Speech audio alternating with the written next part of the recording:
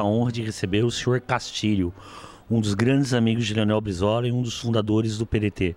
Muito obrigado por aceitar o nosso convite. E eu quero começar perguntando para o senhor como é que era Passo Fundo na sua juventude. Passo Fundo era a capital do Planalto. Era a cidade mais importante da região do Planalto Médio. E lá eu me criei, lá nasci e me criei em Passo Fundo. E o que eu posso dizer de Passo Fundo é que, desde aquela época, Passo Fundo já se desenvolvia e o progresso de Passo Fundo e da região estava intimamente ligado com Passo Fundo. Passo Fundo era o centro da região. Eu, com 12 anos de idade, eu já militava na ala moça do PTB de Passo Fundo. Portanto, eu não tinha essa opção entre maragatos e chimangos. Mas o pai do Getúlio era um maragato, né? Inclusive a história do lenço vermelho vem daí, né? E como é que vem o interesse do senhor pela militância política? Olha, eu, em Passo Fundo, fui uma criança que se criou muito pobre. Então, eu, com 10 anos de idade, eu já tinha uma caixinha de engraxate. E eu me defendia engraxando sapato. E depois comecei também a vender jornal.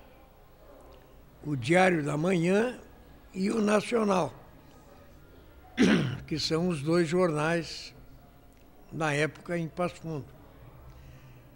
E então eu comecei a levar jornal para os líderes do PTB, né? Ernesto Formigueri, Dr. César Santos, Dr. Neymar Barreto, Dr. Benoni Rosado. Eu poderia enumerar umas centenas de trabalhistas da época, né? Que me davam preferência para comprar o jornal de mim, porque sabia que com o resultado da venda desse jornal eu levaria para casa dinheiro para que a nossa mãe nos sustentasse, né? Agora, uma das grandes lideranças do PTB, inclusive um dos fundadores do PTB, foi o José Vecchio, né? Qual a análise que o senhor faz desse personagem do PTB, esse sindicalista e que fundou o PTB? Olha, o José Vecchio é uma figura extraordinária. Nós aprendemos a admirar José Vecchio quando participávamos da ala moça do PTB. E ele era um entusiasta. O Getúlio Vargas, quando escolheu o Vecchio para liderar o trabalhismo e fundar o PTB no Rio Grande do Sul, foi de uma rara felicidade. Não existiria outra pessoa para indicar a não ser o Vecchio. Pela atividade dele no mundo sindical, nos trabalhadores, ele se identificava muito com os operários, com os trabalhadores, né? E então o Getúlio encarregou ele de formar o PTB. E nós então aprendemos a conviver com o José Vecchio. E ele era um homem de uma visão extraordinária. Brizola, Jango, Alberto Pasqualini eram líderes trabalhistas aos quais o José Vecchio sempre prestigiou, sempre ajudou, entendeu? E por isso que eu digo que o José Vecchio teve uma importância muito grande na formação do trabalhismo no Rio Grande do Sul. Porque o trabalhismo nasce de um racha do PSD, né? E uma indignação do José Vecchio com a direção do PSD, e daí surge o PTB, né? Tanto que o Getúlio não vem para o PTB, né? O senhor, como é que o senhor analisa a política do Rio Grande do Sul nessa formação, nessa questão toda, né? Não, não foi propriamente um racha. É que o PSD, da qual o Getúlio era o líder, era das classes conservadoras, dos ruralistas. E o Getúlio sentia a necessidade de formar um partido identificado com a classe trabalhadora, com a classe operária. Então, nessas condições, é que o Getúlio criou o trabalhismo e entregou para o Vecchio a formação do trabalhismo, entendeu? Agora, o Vecchio era a grande liderança sindical, mas o grande ideólogo do trabalhismo era Alberto Pasqualini, né? Qual a avaliação que o senhor tem sobre Alberto Pasqualini? Alberto Pasqualini é um ideólogo e formador da nossa ideologia trabalhista. Ele era um verdadeiro cientista político, o Alberto Pasqualini, de uma inteligência rara, raríssima. E foi justamente o Alberto Pasqualini que deu corpo, que deu sentido ao PTB, porque ele idealizou e organizou as ideias trabalhistas. Portanto, Pasqualini teve uma importância fundamental. Inclusive foi candidato ao governo do Estado, num sacrifício, porque ele não tinha a saúde dele muito debilitada e tal, mas ele admitiu, né, a sua candidatura justamente para aglutinar o trabalhismo rio-grandense em torno da sua figura, porque naquela época Pasqualini era realmente o visionário, era ali realmente o líder do trabalhismo, era o Alberto Pasqualini. Agora, o senhor militou na ala moça do PTB. Foi lá que o senhor conheceu o Brizola? Como é que o senhor conheceu o Brizola? Eu conheci o Brizola de uma maneira muito singular, né? O irmão dele, em Passo Fundo, o Paraguaçu Brizola, ele era ferroviário, era um homem humilde, mas muito honesto e muito prestigiado pelos moradores de Passo Fundo na época. Então, o Brizola foi lançado candidato a deputado estadual na cidade de Carazinho, que Carazinho fica ligado a Passo Fundo por 40 quilômetros. E então o Paraguaçu organizou uma comitiva para sair de Passo Fundo para ir a Carazinho, prestigiar o lançamento da candidatura do irmão, do Leonel. E então o Paraguaçu, eu entregava jornal na casa do Paraguaçu, então o Paraguaçu me conhecia e tal. Dizia ele assim, diz, Castilhos, você reúna aí uns 10, 12, 15 meninos aí da tua idade, assim e tal, e para irem a Carazinho, para bater palma e dar viva o Brizola. Digo, perfeitamente. Olha, a tal hora na aviação férrea, né, tem um vagão de segunda classe, que era o mais barato, e vocês já vão para esse vagão então e tal. Daí eu fui para Carazinho e conheci o Brizola, batendo palma e dando vivos. O senhor foi a Carazinho no lançamento da candidatura do Brizola a deputado estadual. Qual a impressão que o senhor teve do Brizola naquele momento? Eu era um menino, eu não formei assim uma. Só gostei muito dele, né? Simpatizei com ele porque ele era jovem e, e a maioria do pessoal eram tudo pessoas de idade e tal, e ele se destacava pela juventude dele, né?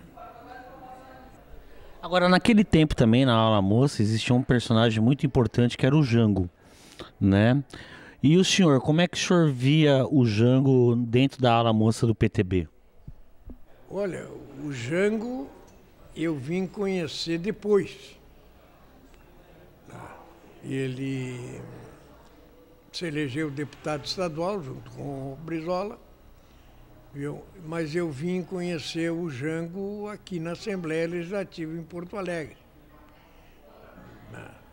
Mas já simpatizava muito com ele, né? Porque ele era um homem que tinha um carisma muito significativo, principalmente para os jovens. O Jango tem uma origem completamente diferente do Brizola, né? O Jango era um estancieiro, o Brizola veio de uma família humilde, né? E outra coisa que caracterizava o Jango era a proximidade que ele tinha com o Getúlio, né? Como é que era o Jango com o Getúlio? Olha, eu não tenho assim uma lembrança muito nítida, mas era a mais íntima possível, porque o Jango atendia os negócios do Getúlio no setor rural, de formas que e se formou também em advocacia, quer dizer, ele era um homem de cultura, né? E o Getúlio aproveitou as qualidades do Jango para encaminhá-lo na política. Agora, é engraçado, né, seu Castilho, porque uma das acusações que a direita sempre fez ao Jango é que ele era comunista.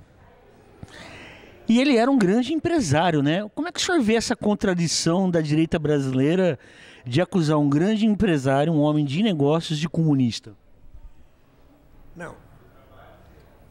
Os adversários, e pode-se dizer os inimigos de Jango, não encontraram na vida dele uma mácula.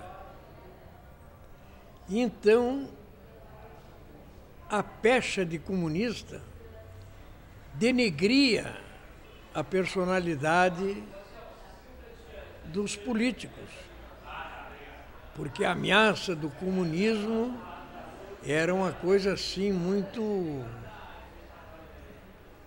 violenta, e pegava, é comunista, então o pessoal tinha reservas.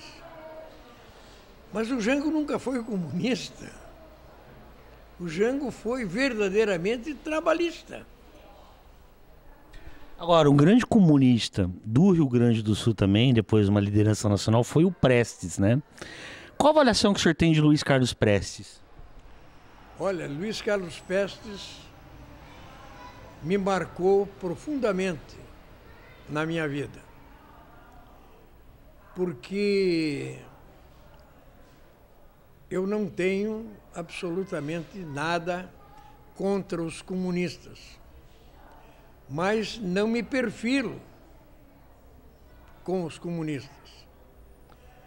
E o Dr. Brizola, que também não era comunista, mas tinha uma admiração e um apreço muito grande pelo Luiz Carlos Prestes, me incumbiu, de uma certa feita, assessorar o Luiz Carlos Prestes. Então, eu fiquei encarregado, né, de prestar uma colaboração a Prestes, justamente em Brasília, onde o ambiente era muito perigoso, era muito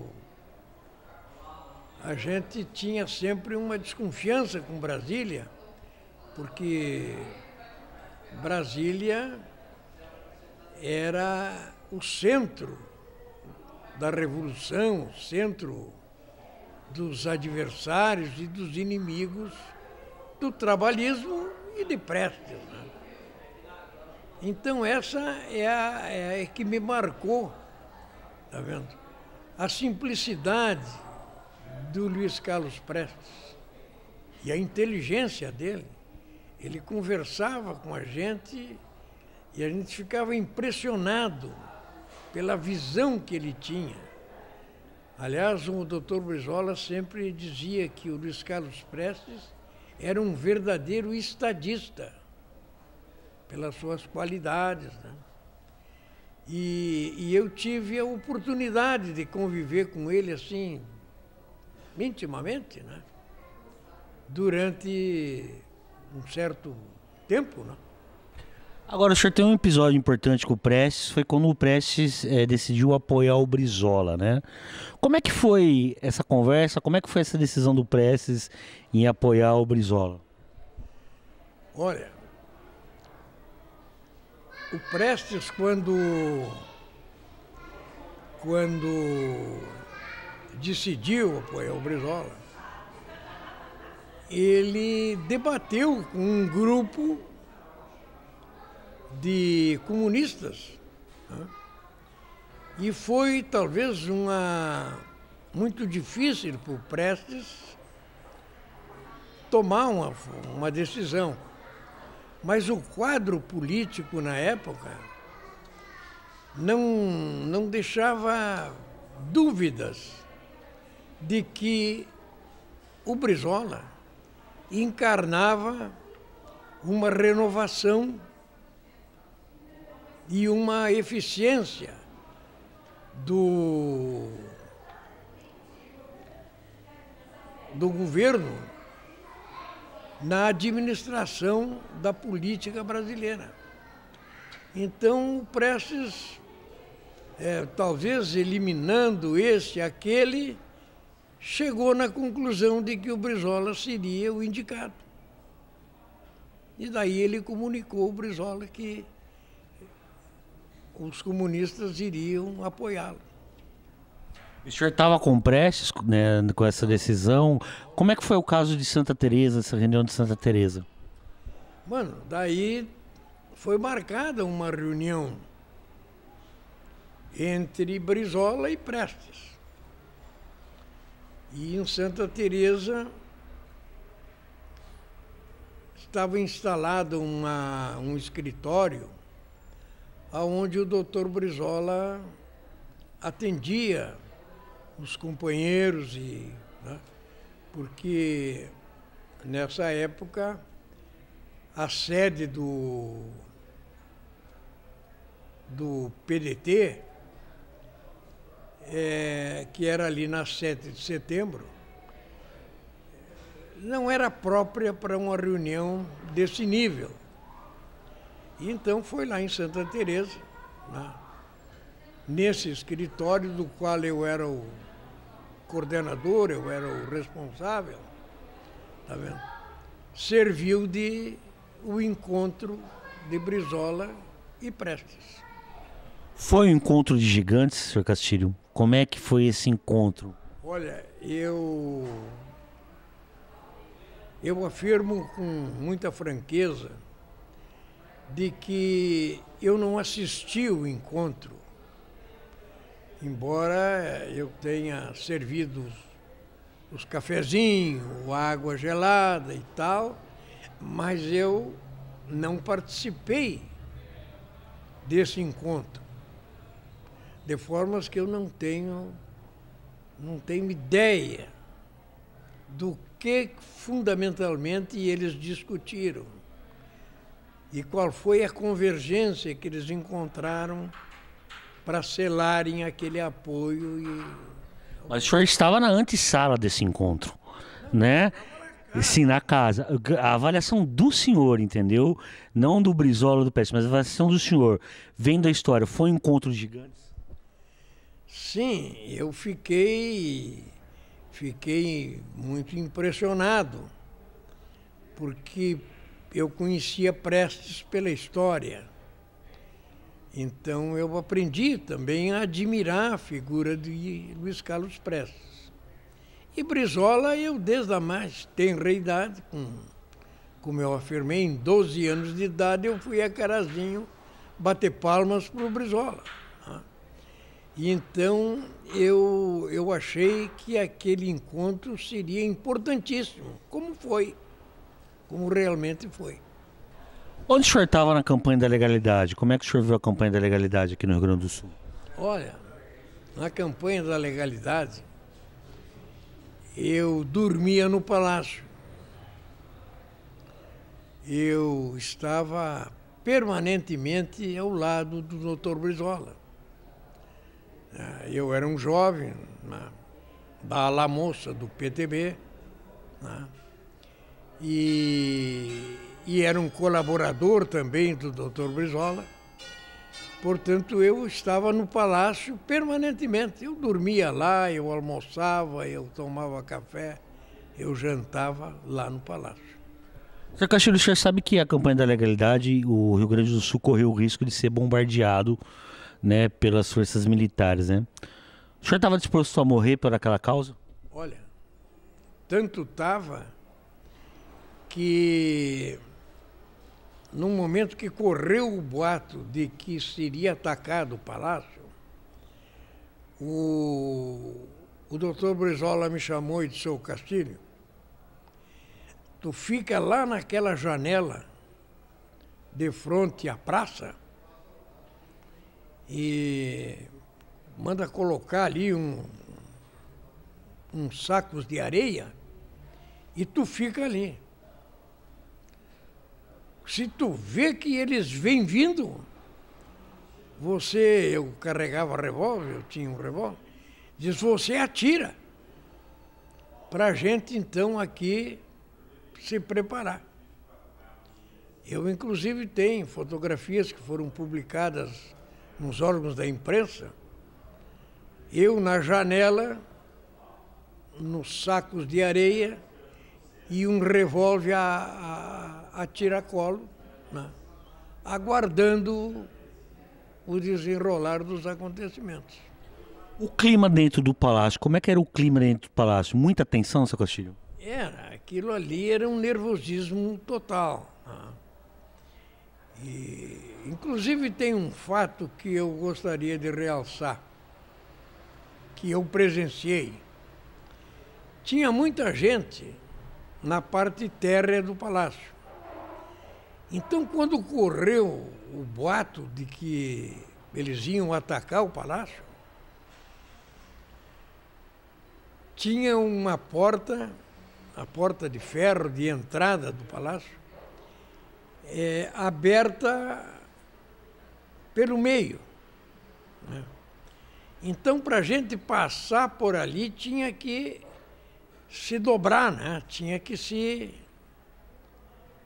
Tá? E daqui a pouco a gente olhava, aquele pessoal passava por aquilo ali numa violência. Eram os covardes, eram aqueles oportunistas que estavam lá, mas não sem convicção nenhuma, sem responsabilidade, sem comprometimento com a causa que o doutor Brizola estava defendendo. De formas que eu presenciei isso. Agora, nesse momento, o senhor era muito próximo ao Brizola, né? Como é que o senhor avalia o Brizola governador e chamando o Brasil inteiro à resistência? A visão do senhor do Brizola naquele momento? Olha, o Brizola era o meu líder, era o meu chefe, era o meu amigo, né? De formas que eu esse raciocínio eu não fazia. Porque a minha dedicação ao doutor Brizola era de tal forma que eu não conduzia aquilo, que eu não estudava como é que tinha que ser, como é que eu tinha que proceder. Aquilo fluía naturalmente. Era tudo natural, não tinha... E o doutor Brizola, ele gostava da convivência da juventude. Então nós, os jovens do PTB, nós tínhamos assim um trânsito muito facilitado pelo Dr. Brizola. Agora, o Jango aceita o acordo com a direita, a questão do parlamentarismo. O senhor se sentiu traído? Não, realmente eu não... Essa dimensão eu não tive dos fatos que aconteceram naquela época. Mas fui, inclusive, ao aeroporto, a pedido do Dr. Brizola. Não, tu vai lá no aeroporto, Carcelo, que tu conhece todo o pessoal, sabe qual é o nosso pessoal, e para recepcionar o Jango que está vindo do Uruguai. Então, a minha presença ali foi com esse objetivo e com essa finalidade. E não numa dimensão de política de Estado, não é? O Brizola tinha uma opinião e o Jango tinha outra. O Jango era uma figura conciliadora e o Brizola estava empenhado em resistir às tentativas de golpe que estava acontecendo no país. Mas eu não participei, eu não entrei na sala onde eles estavam reunidos. Portanto, eu não tenho maneira de fazer uma afirmação. Isso, aquilo, tá. Compreendeu? Agora, passa esse episódio e o Brizola vai ser deputado federal e o Jango assume a presidência da República, né? Eram momentos muito tensos no Brasil, né? Como é que o senhor via o Brizola agora como deputado federal e numa ala radical, né, na questão de puxar o governo do Jango para a esquerda? Não. O Dr. Brizola era um líder que se destacava naquela época. E não havia conflito entre Jango e Brizola. O Jango, quando assumiu o governo, foi em situações muito difíceis. O país estava numa revoltosa, estava numa incerteza, não é? Do que poderia acontecer. De formas que o Dr. Brizola, ele não entrou em conflito com o Jango, embora a imprensa marrom, como se diz, não é? Tentava dividir o brizolismo do janguismo. Né? Para o senhor nunca existiu essa diferença, o brizolismo do janguismo? Não, absolutamente não. Né? Até mesmo o Jango, quem conheceu e quem conviveu com o Dr. Jango, não podia antipatizar com ele, porque ele era uma figura extraordinária, ele tinha assim um ar paternal com todas as pessoas que se acercavam dele. Ele sempre tinha uma palavra de conforto, uma palavra de apoio àqueles que reivindicavam, às vezes, inclusive com radicalismo. O Jango era uma figura extraordinária. Aí houve o golpe militar. Onde o senhor estava no dia do golpe? No dia do golpe, eu estava no apartamento do Dr. Brizola, no Leblon. E eu estive antes no comício da Central do Brasil. Inclusive, eu fui na frente, o doutor Brizola disse, não, vai para lá, e tu é jeitoso, então tu entre, vá lá para o palanque, né? Porque eu vou lá. Né? Tinha gente que aconselhava o doutor Brizola a não participar daquele comício. E o Brizola disse, não, eu vou lá sim. Mas por que aconselhava o Brizola a não participar do comício? Era muito perigoso? Não, não era perigoso. É que tinha companheiros que não eram firmes nas suas convicções. Queriam ajudar o diabo e ajudar Deus, não é? Então, esses aconselhavam o Brizola a não ir. Não, não vá, não vá. E o exército pode invadir, porque era na frente do QG lá do Ministério da Guerra. Diz, eles vão, né? Aquilo lá não vai dar certo. E o Brizola, não, eu vou e tal. Foi daí, me chamou. Diz, vai na frente e fica lá. E te introduza, vai lá no palanque. E que quando eu falar, eu quero que tu fique perto de mim. Porque qualquer coisa, você me avisa. E o senhor lembra do discurso que o Brizola fez à Central do Brasil? Olha, eu tenho uma vaga lembrança, né? Embora eu tenha lido umas quantas vezes, porque a imprensa depois publicou, e o PTB, inclusive, editou um folheto reproduzindo o discurso do Dr. Brizola. Mas eu não me lembro assim, eu não me lembro, não tenho uma lembrança nítida, não é? Agora, o senhor disse que no dia do golpe estava na casa do Brizola, né? No apartamento do Brizola. Como é que o senhor recebeu a notícia? Como é que as pessoas que estavam na casa receberam a notícia? Porque o Brizola ia ser um dos principais perseguidos pela ditadura, né? O Brizola não estava. O Brizola tinha viajado para Porto Alegre. O que eu fiz,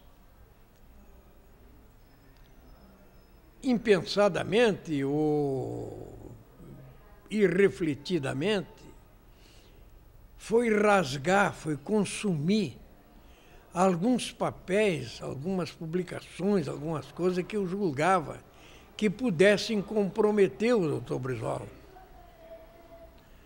Então eu acendi os bicos do fogão a gás e olha, foi uma luta para poder queimar aquelas coisas todas. Que eu achava, aqueles grupos de 11, aquelas coisas todas, que eu achava que aquilo podia ser um comprometimento do Dr. Brizola. Quem estava na casa do Brizola nesse dia? Nesse dia eu estava lá, as duas empregadas, não é? As duas empregadas e mais uns 3 que eu não nomeio o nome agora porque eu não me lembro. E todos ficaram apavorados, ajudaram o senhor a destruir papéis? Eles traziam de lá, né? Abriam gaveta, tiravam alguma coisa, diziam, isso aqui tá, queima aí, Castilho. Eu queimava. Né? O Brizola ficou um tempo no Brasil, clandestino, até ir para o Uruguai. O senhor se encontrou com o Brizola aqui no Brasil, antes de ele ir para o Uruguai? Não. Embora eu soubesse onde é que ele estava. Mas a recomendação que eu tinha, como eu era muito conhecido, e que se eu fosse ao encontro dele, e se eu estivesse sendo seguido, eu ia comprometer o Dr. Brizola. Então, eu sabia onde ele estava, mas a recomendação que eu tinha era de não me aproximar. E foi o que eu fiz, não me aproximei e não fiquei. Agora, há muitas dúvidas de como o Brizola conseguiu sair do Brasil, né? O senhor sabe a história verdadeira de como o Brizola foi transportado para o Uruguai e o João ajudou nessa história da fuga do Brizola do Brasil? Não, o Jango não. O avião que levou o Brizola não era do Jango? Sim, era do Jango. Mas eu acho que o Jango nem sabia que o Brizola, que o avião ia servir.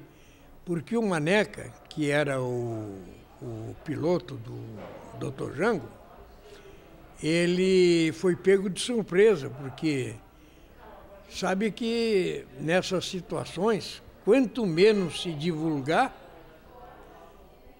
é melhor, né?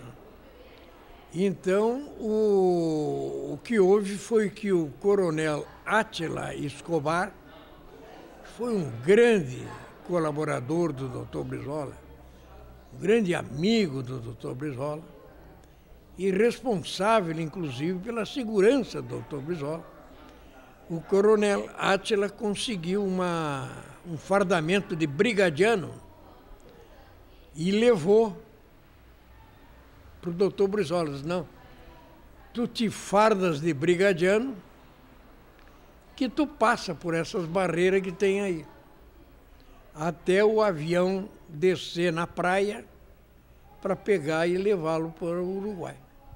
O senhor, como amigo do Brizola, próximo do Brizola, como é que o senhor se sentiu vendo o Brizola tendo que fugir do Brasil? Eu não vi ele fugindo. Sim, mas o sentimento do senhor de saber que o Brizola estava indo embora do Brasil, do golpe, qual o sentimento do senhor? É evidente que a primeira intuição que eu tive era de acompanhá-lo, era de junto. Mas não tinha possibilidade, porque as dificuldades eram muito grandes. Mas eu sabia que o Brizola escolheria o melhor caminho para poder se livrar daqueles problemas que se apresentavam, né? O senhor foi ao Uruguai visitar o Brizola? Como é que o senhor encontrou o Brizola?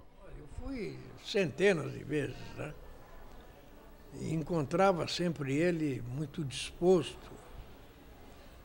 O doutor Brizola, ele tinha uma visão, tá vendo,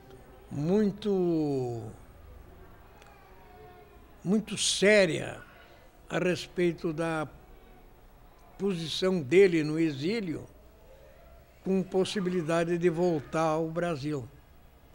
Porque sabia que se ele voltasse, eles iriam acabar com a vida dele, né? Porque esse golpe não foi dado contra o Jango, foi dado contra o Brizola. Por que o senhor está afirmando que o golpe não foi contra o Jango e foi contra o Brizola? Foi porque o Jango não ameaçava absolutamente nada. O Jango era um homem conciliador, era um homem de paz. E o doutor Brizola não, ele era um determinado. Ele tinha qualidades antagônicas ao Jango nesse sentido. Porque o Brizola arriscou a vida. Então o senhor está afirmando que o Brizola estava à esquerda do Jango? Sempre esteve, sempre esteve. Inclusive dentro do próprio PTB, as posições do Brizola eram uma, do Jango eram outras. O Jango sempre, como eu disse, foi um conciliador. Ele harmonizava todas essas divergências que haviam, né? O Jango era um apaziguador, não é? Uma das ideias do Brizola era a resistência armada contra a ditadura. Inclusive, ele foi um dos patronos da guerrilha de Caparaó. Qual a avaliação que o senhor tem sobre a luta armada contra a ditadura no Brasil? Olha, contra o Caparaó eu não dou opinião, né? Mas o doutor Brizola, ele esteve preparado para uma luta armada. E só não houve pelas circunstâncias, como eu disse. O Jango, porque se o doutor Jango tivesse nomeado o Brizola ministro da Justiça e o general Ladário ministro da Guerra, tinha havido um enfrentamento muito grande. Agora, o senhor avalia que a luta armada foi um erro das esquerdas? Não, eu não acho que foi um erro. Mas as esquerdas não estavam preparadas para fazer um enfrentamento. O doutor Brizola, sim, porque o doutor Brizola arrastava multidões em torno dele. E as esquerdas, tanto as esquerdas não tinham possibilidade nenhuma, é que elas assistiram o desenrolar desses acontecimentos, né, de uma maneira muito pacífica. Qual foi a resistência das esquerdas? Seu Castilho, o Brizola ficou muitos anos no exílio. O que o exílio moldou o Brizola? Olha, eu não sou a pessoa indicada para avaliar as mudanças que o Brizola sofreu no exílio. Porque isso é muito pessoal de cada um, tá?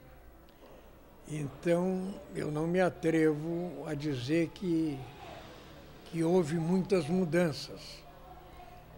Agora afirmo que ele melhorou. O exílio ofereceu ao Brizola muitos ensinamentos. Isso aí eu afirmo com toda a convicção. Ele aprendeu a conhecer as pessoas, os amigos. Ele tirou lições muito grandes desses amigos, porque ali ele teve a oportunidade de ver quem são os seus verdadeiros amigos. Porque há aqueles que gostam e apreciam e abajulam quem está no poder, e há os outros que são realmente amigos, companheiros, desinteressados na colaboração com o doutor Brizola. Agora, o Jango não teve a mesma sorte. O Jango nunca mais conseguiu retornar ao Brasil em vida. Retorna morto ao Brasil. Como é que o senhor recebe a notícia da morte do Jango no exílio? Olha, não vou dizer que foi com perplexidade, não. Porque nós já estávamos esperando o desenlace. Porque o Brizola estava o doutor Jango estava muito doente ultimamente, por informações de parentes do doutor Jango. Tá? Mas o que me marcou relativo à morte de Jango é que a revolução, os revolucionários de Brasília queriam impedir o ingresso dos restos mortais de Jango. Não queriam autorizar a passagem dele. Me despertou a atenção foi uma atitude de um militar, o coronel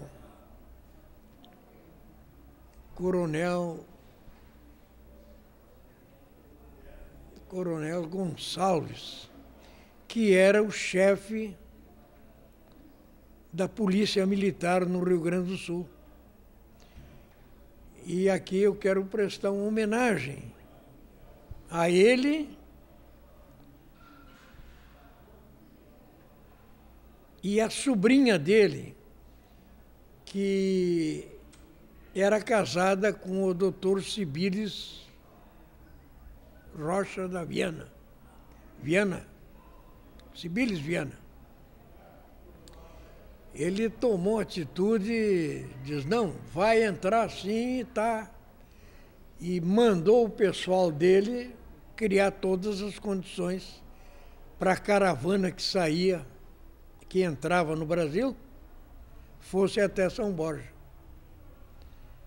Esse Solon Gonçalves da Silva é o nome desse coronel.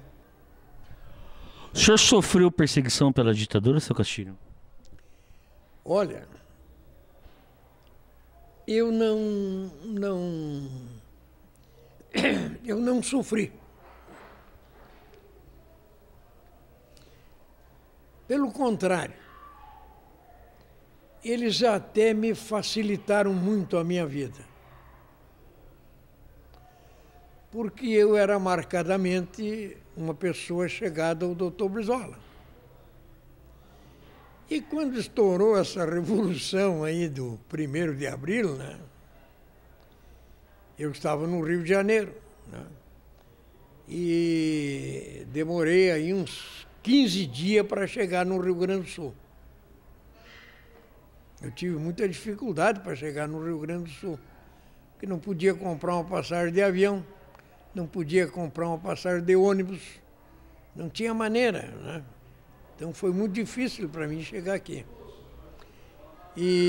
Mas eu não me queixo dessa gente, sabe? Eu, quando cheguei em Porto Alegre, eu fui a Passo Fundo. E lá eu visitei o jornalista Túlio Fontoura, que era o dono de um jornal, o Diário da Manhã.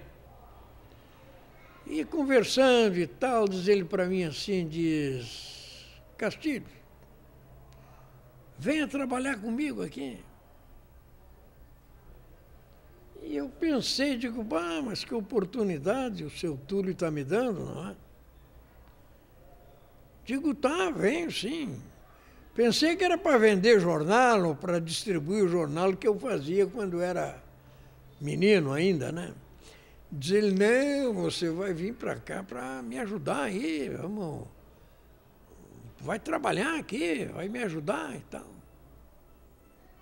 E ali, então, eu comecei a ser respeitado até, porque eles diziam, não, vamos pegar o Castilho. Daí eu dizia, mas ele está lá com o Túlio. E o Túlio era um elemento intimamente ligado com a Revolução, né? Era da Arena, era revolucionário. O jornal dele sempre teve a serviço dos revolucionários, não é? Então, eu me abriguei ali e, com toda franqueza, eu afirmo que não. Eu tive um dia preso. Isso mesmo por um policial que queria se vangloriar, queria se credenciar aqui em Porto Alegre e me trouxe de Passo Fundo, algemado, inclusive. E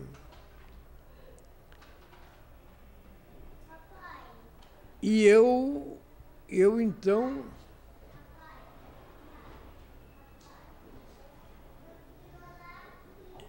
então fiquei uma noite aqui no Palácio da Polícia. E o seu Túlio, né, visitado pelo João Olímpio de Souza, um advogado de nomeada de Sarandi, diz, olha, você então me pede para o general Ibá Ilha Moreira, que era o secretário de Segurança Pública no Rio Grande do Sul, que me solte o Castilho. E o Castilho não é comunista. Tá? Daí o doutor João Olímpio chegou de noite em Porto Alegre e foi na casa do general Ibá Ilha Moreira. E o general diz, não, pedido do Túlio é ordem. botou um roupão. Naquele tempo a gente usava o roupão, não é? Usava um roupão. E veio até, junto com o doutor João Olímpio, para me soltar. Aí ele chegou lá, foi uma revoltosa, porque todo mundo não esperava, o secretário lá, o general e tal. Né? Diz, não, eu estou procurando aqui o tal de Castilho, que veio de Passo Fundo. Ah, não, está lá no corredor tal lá. Eu nem para a prisão eu fui, me deixaram num corredor, né? Daí me chamaram, eu cheguei lá, e quando eu vi o doutor João Olímpio, eu digo, ah, então estou solto. E realmente fui solto naquela madrugada mesmo. Né? Inclusive eu não tinha dinheiro para comprar uma passagem de ônibus. Daí eu disse para o general, eu digo, mas general, eu não tenho nem dinheiro para passagem. Daí o general disse, não está vendo que eu estou de roupão, eu saí da Câmara para vir aqui, eu não tenho dinheiro. Daí o doutor João Olímpio disse, não, mas eu tenho aqui, eu te dou o dinheiro, tu vai para a rodoviária. Daí me deixaram na rodoviária, e daí o doutor João Olímpio foi para o hotel onde ele se hospedava e o Ibá para a residência dele. Agora, o senhor ia muito para o Uruguai, né? E o senhor conseguia ir facilmente para o Uruguai? Nunca tive dificuldade nenhuma. Nunca tive dificuldade nenhuma. Eu tenho um fato que vou narrar pela primeira vez. Eu, de uma certa feita, eu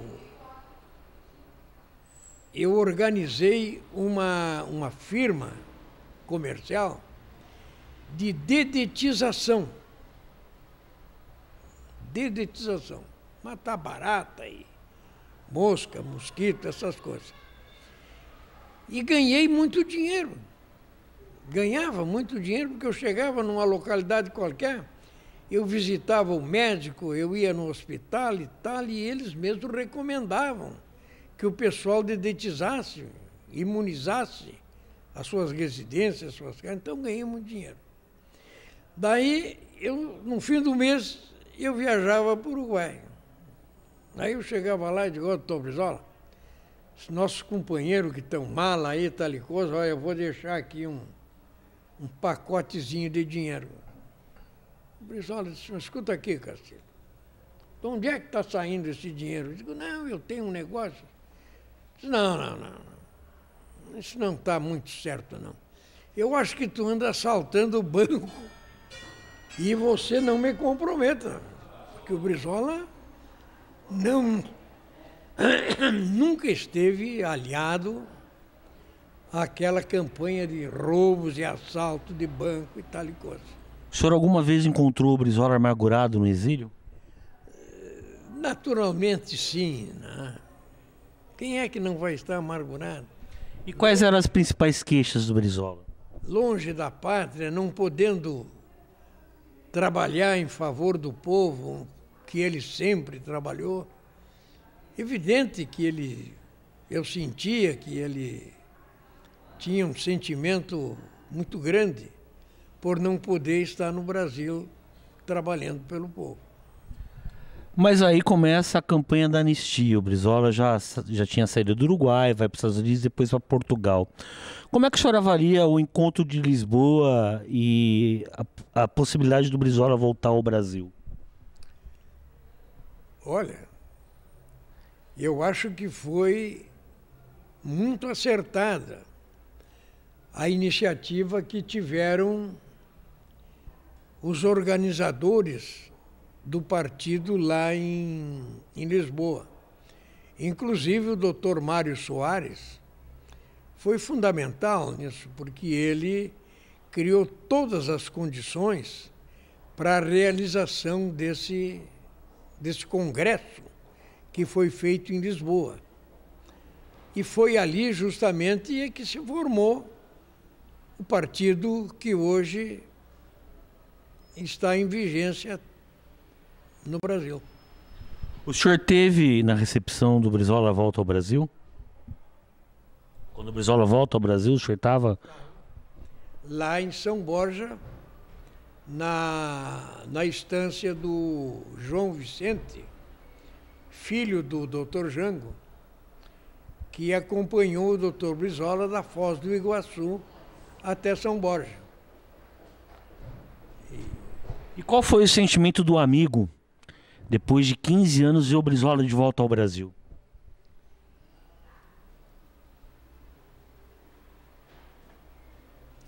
Isso me emociona. Me emociona muito lembrar disso. O doutor Brizola, quando me viu, me abraçou e disse: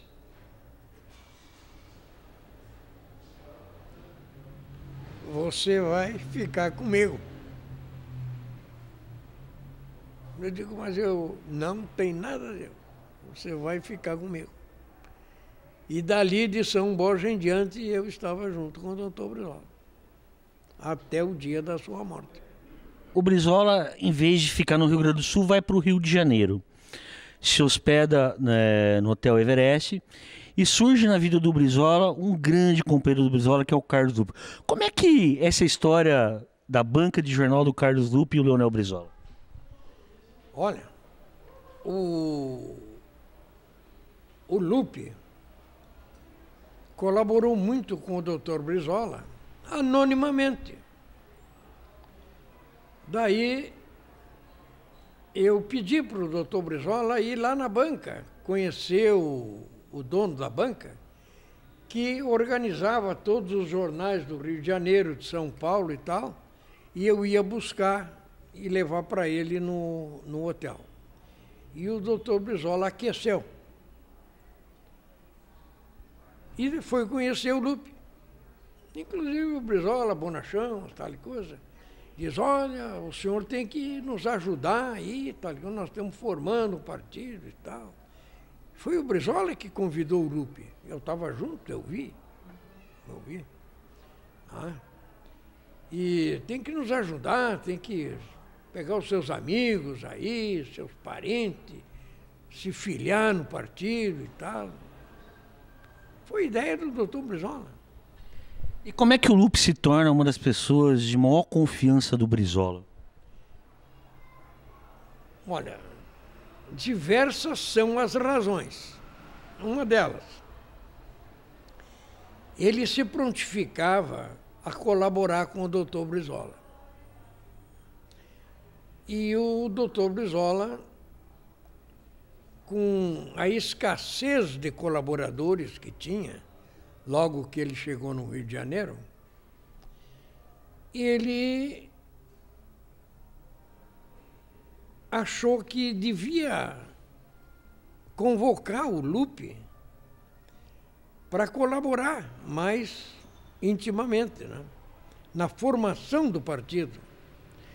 Porque o Brizola achava que, como ele trabalhava numa banca de revista, ele tinha muito conhecimento, ele tinha grandes possibilidades de colaborar efetivamente com o doutor Brizola.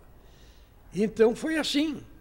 Mas a participação do Lupe na vida do doutor Brizola surgiu através do Marcelo Alencar, que foi prefeito, foi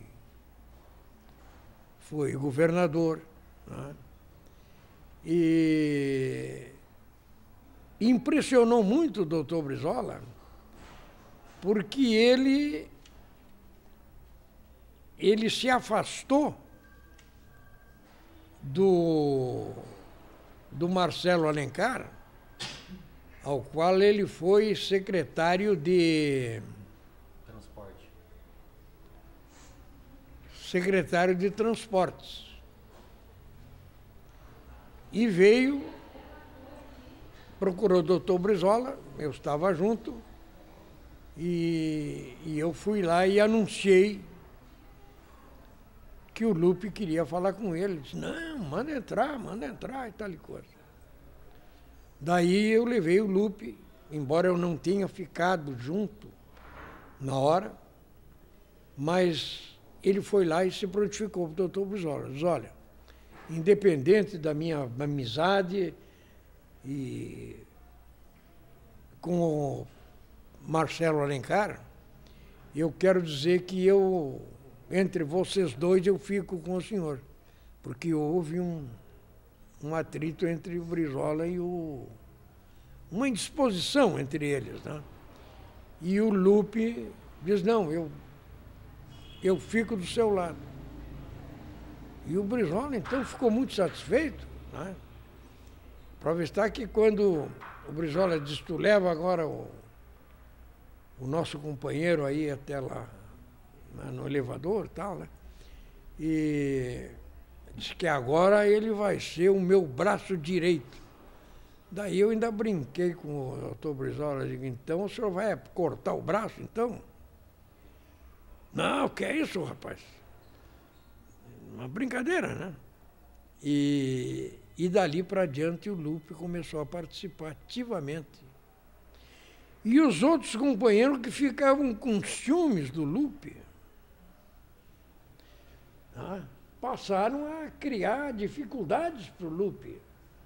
E o Brizola sempre esteve ao lado do Lupe, porque o Lupe realmente era da confiança do doutor Brizola. Eu mesmo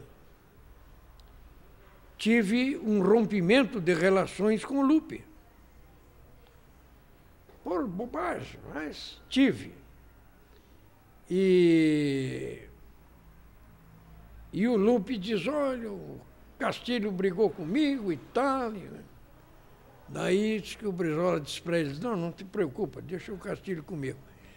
Daí, depois que ele saiu, tal e coisa, o Brizola disse, tu vai fazer as pazes com o Lupe. Digo, não, doutor, vamos esperar. Não.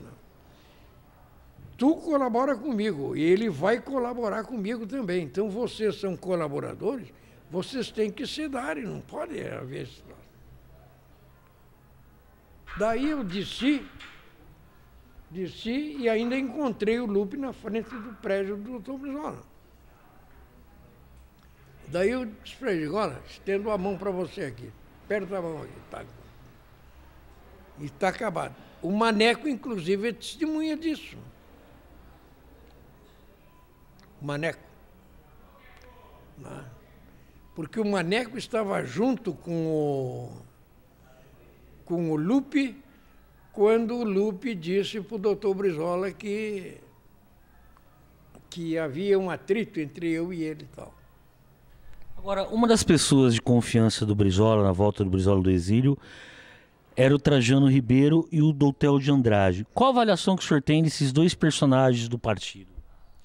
Olha, o Trajano, eu já conhecia ele mais intimamente porque ele morava em Porto Alegre e ia ao Uruguai com uma frequência muito grande, né? E ia colaborar, ia a Montevidéu regularmente, né? E o Doutel de Andrade não. O Doutel de Andrade eu conhecia porque era líder na Câmara dos Deputados do PTB. Né? A história do Doutel de Andrade eu conhecia pelo jornal, pelo partido, enfim. Agora o Trajano não, o Trajano é aparentado do doutor Brizola, porque ele é casado com uma sobrinha da dona Neuza. Então o Trajano era um guri que nós apreciávamos muito. Então eu tenho assim, né, uma memória, né, desses dois personagens que foram importantíssimos para o doutor Brizola. Agora, o Brizola, a finalidade do Brizola era montar o PTB. E ele perde para Ivete Vargas o PTB. Né? O senhor estava próximo do Brizola no dia da perda da legenda. Como é que foi esse episódio? O Brizola se emocionou, tá? E, aliás, foi a primeira vez que eu vi o doutor Brizola emocionado com a notícia que chegou de que o Golbery conseguiu fazer com que a justiça desse ganho de causa para Ivete Vargas, né? Ficar com a sigla do PTB. Então ele convocou a imprensa e tal para dar uma entrevista e tal. E eu estava ali perto dele e tal. Foi a primeira vez que eu vi ele realmente emocionado. Ele ficou muito sentido, porque a identidade do Brizola se confundia com o PTB. Foi no PTB que ele se formou, foi no PTB que ele militou, foi no PTB que ele foi deputado, foi prefeito, né? E foi governador, né? E então a identidade dele com o PTB era muito grande. E naquele momento ele estava então registrando o pesar que ele tinha de perder a sigla do PTB. Foi quando surgiu a ideia do PDT. O senhor, como amigo do Brizola, pessoa muito próxima do Brizola, o que o senhor falou para o Brizola nesse dia, depois que o senhor viu o Brizola chorando? Olha, eu não me lembro. Eu não me lembro palavras textuais, né? Mas eu estava solidário com ele, né? Porque eu estive ao lado do Brizola quando ele tinha o poder e quando estava fora do poder. Então, eu sempre estive junto com ele, né? E a minha cabeça era a cabeça do Brizola. O que tu acha, Castilho? Eu não sei. Pergunta para o doutor Brizola. Eu não dava opinião, né? Mas como não? Mas tu tem, não. Mas ele pensa por mim, ué. Afinal de contas eu ajudo ele. Ele pensa por mim. É pitoresca esse depoimento, né? Mas a minha cabeça era a cabeça do Brizola. O senhor se emocionou também naquele dia, muito? Fiquei bastante emocionado, né? Fiquei bastante emocionado. Mas a vida nos ensinou, né? Que dias melhores virão, né? Como vieram. E a reviravolta foi o Brizola ganhar o governo do estado do Rio de Janeiro. Como é que surge a campanha e a vitória do Brizola, governador do Rio de Janeiro? Barbaridade. Dificuldade de toda a prova. Dinheiro não tinha e não existia. E quem tinha dinheiro não botava dinheiro porque achava que o gaúcho, o Brizola, não se elegia governador. A prova está que existem documentos aí publicados pela imprensa de que o Brizola tinha 3% da preferência do eleitorado carioca no início da campanha. E de formas que as dificuldades eram muito grandes.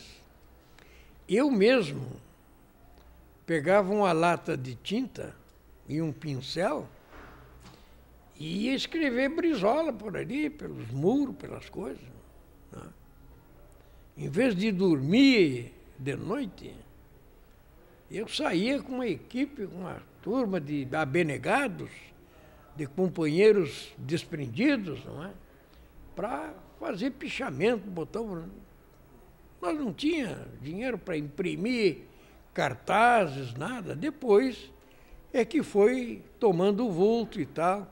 E os candidatos a deputado estadual e deputado federais é que faziam os impressos, né? com o nome do Brizola, com a fotografia do Brizola. Foi uma dificuldade muito grande. E ainda houve a questão da fraude da Proconsult, que tentou tirar do Brizola o governo do Estado, né? Como é que o senhor analisa essa questão da Proconsult? Bueno, isso aí realmente existiu. E tem um personagem que nós temos que fazer justiça a ele. Embora ele tenha, depois de uma atividade e uma projeção na política do Rio de Janeiro, eu me refiro ao César Maia. Ele foi muito importante, porque ele ocorreu lá no apartamento do Dr. Brizola e tinha muita gente lá. E ele queria falar com o Brizola reservadamente para dizer que o Brizola estava sendo roubado. A contagem dos votos nas urnas estava sendo fraudada pela Proconsult, aquela empresa encarregada de fazer a computação dos votos, não é? E eu ajudei, inclusive, eu tive que afastar uns companheiros que não queriam sair de perto do Dr. Brizola. Eu digo, um momentinho, ele quer... O Dr. Brizola é que quer falar com o Dr. César Maia. Daí, dificuldade, mas consegui deixar os dois juntos. Foi quando ele tomou conhecimento do fato, né? E o César Maia era um sujeito sério, que as afirmações que o César fazia mereciam crédito por parte do Dr. Brizola. E daí, então, foi feita aquela resistência, né? Convocou a imprensa internacional, a nossa imprensa nacional também, tal e coisa, e fizemos a denúncia, né? Vários depoimentos de pessoas que acompanharam esse processo diz que o fundamental foi a denúncia internacional. O senhor concorda que o que virou o jogo... Não, existem dois fundamentos aí importantíssimos. A imprensa, de um modo geral, formadora da opinião pública, nacional e internacional, não é isso? Participou ativamente e tal, né? Mas teve um personagem também que, se não fosse o depoimento dele, eu estou me referindo a Miro Teixeira, né? Reconhecendo a vitória do Dr. Brizola, o golpe teria sido dado e esse gato angorá aí, o Moreira Franco, é que teria sido o governador do Rio de Janeiro. Qual foi o papel do senhor no governo do Brizola, no primeiro governo do Brizola no Rio de Janeiro? Eu fui o mais humilde e o mais modesto colaborador que o Brizola teve. Eu estava sempre do lado dele, né? Mas dentro da minha humildade e da minha modéstia. Nada mais do que isso. E como é que era o furacão Darcy Ribeiro no governo de Leonel Brizola e seus CIEPs e os seus projetos? Foi extraordinário. Quem não gosta de Darcy Ribeiro? Eu não conheço ninguém. Até os adversários reconhecem o valor extraordinário do Darcy Ribeiro.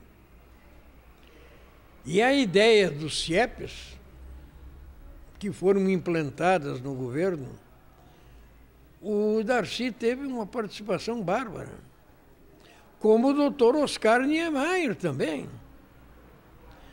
Porque eu, na minha modéstia, na minha humildade, o Brizola mandava, liga para fulano, liga para ciclano, e eu, liga para o doutor Oscar Niemeyer. liguei. Doutor Oscar e tal. Brizola disse, venha cá tomar um cafezinho comigo e tal e coisa. Convidou o Oscar para ir lá no apartamento. E ali, naquela mesa redonda que tinha, onde o Brizola despachava, né, é que os traços dos CIEPs foram traçados. E o Brizola diz, não, nós temos que construir um prédio de que os alunos se orgulhem de estudar nele. Então tem que ser um... E o Oscar, dentro daquela competência, sumidade dele, né, ele bolou os CIEPs da forma que foram construídos. O senhor foi testemunha de grandes encontros de gigantes, né? Oscar Niemeyer, Darcy Ribeiro, Brizola, né? Como é que era o tratamento entre eles, esse encontro de gigantes? Olha, eu ficava encantado de ver. Eu me surpreendia, porque o Brizola era aquele caudilho, era aquele líder, era aquele chefe enérgico. Mas quando ele se encontrava com essas personalidades, o Brizola era outro. Não impunha nunca as ideias dele. Pelo contrário, ele recolhia as ideias dos seus interlocutores. E aquilo me impressionava muito. Porque eu achava aquilo de uma naturalidade total, né? E tinha gente que chegava lá na presença do Dr. Brizola com ideias opostas a ele, mas que quando saía concordava com o Dr. Brizola. Ele também tinha um poder de convencimento muito grande. Isso era a marca do Brizola. Agora vem a campanha presidencial de 89. Era a grande chance do Brizola ser o presidente do Brasil. Por que o Brizola não foi para o segundo turno? Pois olha, eu não posso afirmar isso com provas e com dados concretos. Mas o Brizola foi roubado. Como eles fizeram quando ele foi candidato a governador, aquela pró-consulta e mudar os dados, né? Ele, quando foi candidato a presidente. Como é que o senhor próximo do Brizola viu a reação do Brizola com a derrota das eleições de 89? Não, ele não ficou surpreendido pela derrota.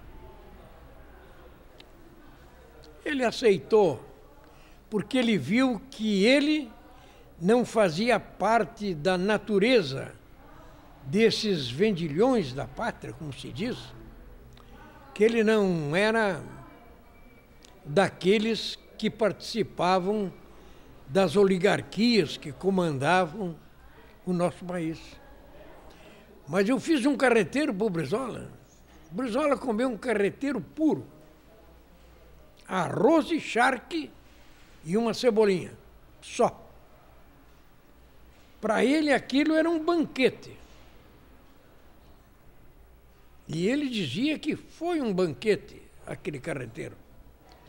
Porque o Brizola não se iludia com essas perfumarias todas aí que as classes conservadoras, né, professam, né? Sr. Castilho, o senhor acha que o Brizola é um personagem injustiçado na história do Brasil? Eu acho. Acho que foi. E tem mais. Eu tenho quase que certeza de que os algozes do Brizola, se vivos fossem, estariam arrependidos. Esses militares que foram um instrumento aí de meia dúzia de malandros da política, estariam hoje arrependidos Me diga uma coisa, seu Castilho, qual foi a última vez que o senhor viu e falou com o Brizola? Falei com o Brizola em Porto Alegre, no aeroporto, 11 horas da noite, quando ele estava pegando o avião para ir a Montevidéu. Eu ia junto. Mas ele diz, não, Castilho, eu vou agora e volto amanhã para o Rio de Janeiro.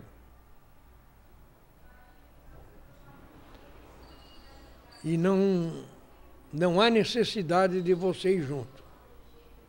Daí eu peguei o meu Pala, que eu estava de Pala, e digo, então, põe o Pala. Então, aí ele colocou o Pala. Porque Montevidéu estava, você vê, junho, 21, 22 de junho, é o inverno no Uruguai, na Argentina, aqui no sul, né? E ele então levou, daí diz ele, você pega o avião e vai amanhã para o Rio e me espera lá. Mas eu fiquei aqui em Porto Alegre mais 2 dias. Daí o Eduardo me liga dizendo que estava com o doutor Brizola lá no hospital, lá no Dore, né? E eu então peguei a neta dele, eu agora não me lembro o nome, né? Que é deputada estadual aqui, ouviu? E pegamos o avião junto. Mas quando desembarcamos no Galeão, ela telefonou para o irmão dela, que também eu não me lembro o nome. Carlito. Eu não me lembro o nome. Então, ele comunicando que o doutor Brizola tinha falecido. Ela se abraçou em mim e disse assim, diz o Tata, porque ela chamava o avô de Tata, era o apelido que os netos davam ao Brizola. Diz o Tata se foi. E daí nós fomos direto lá no hospital e tal, de formas que eu não estava junto com ele. Mas o meu filho, que eu considero um filho, estava. Foi quem levou ele para o hospital, foi o Eduardo, ficou com ele no hospital e instantes antes dele falecer, o Brizola queria ir para casa. Então pediu para o Eduardo para levar ele para casa. O Eduardo disse, mas não pode, tem que o doutor. Não. Se o teu pai tivesse aqui, Castilho, ele me levava. Portanto, tu tem que me levar. Daí o Eduardo disse, então vamos. Quando o Eduardo chegou com ele na porta do elevador, ele teve um fulminante ataque cardíaco, né? Daí o Eduardo pediu socorro, tal, veio os médicos, tudo, levaram ele, mas daí, e eu lamento muito.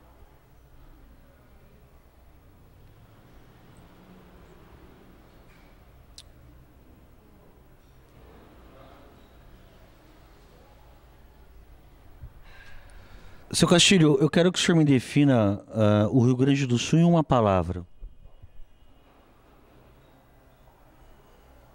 O que eu poderia dizer do Rio Grande do Sul? É que nós, os gaúchos, somos patriotas. E que se formos convocados, nós diremos presente ao país.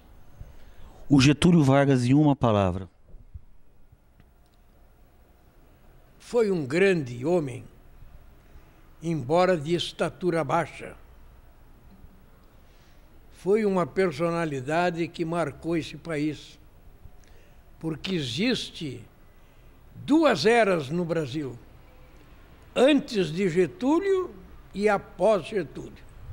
Jango, em uma palavra. Jango, aquela generosidade que só ele possuía. Um grande homem. O que Leonel de Moura Brizola significou na vida do senhor? Tudo. Inclusive, eu me atrevi a dizer que a minha cabeça era a do Brizola, que ele pensava por mim. Então, mas qual é a tua opinião? Eu digo, não, eu não tenho opinião, a opinião é dele. A dele é a minha. Não tem problema se ele pensa por mim. Eu acho que está bom para encerrar. E quem é o Castilho? Castilho é um